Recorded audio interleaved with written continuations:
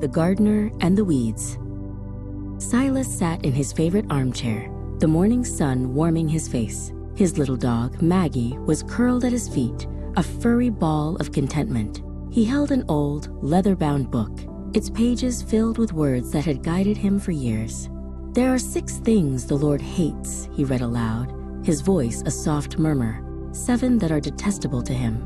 Maggie's ears twitched, and she looked up at him with her big, brown eyes.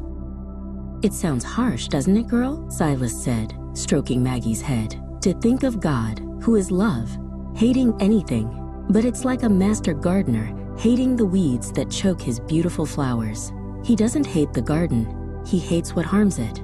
Understanding what he hates helps us understand his love for what is pure and good."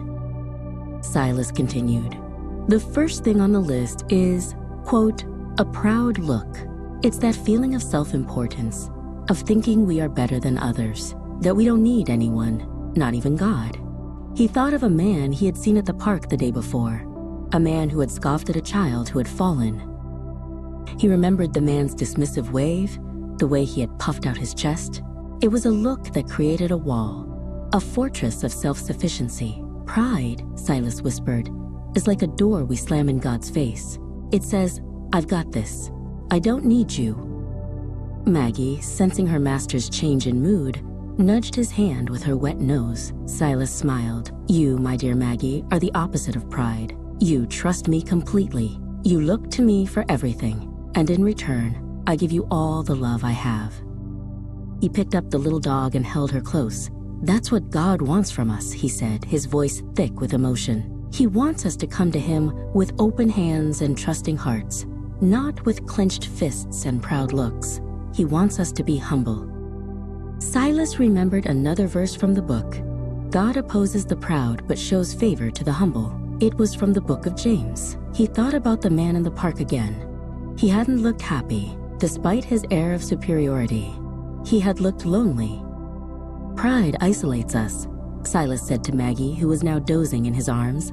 "It convinces us that we are the center of the universe, and it's a very lonely place to be. But humility connects us. It connects us to others, and most importantly, it connects us to God."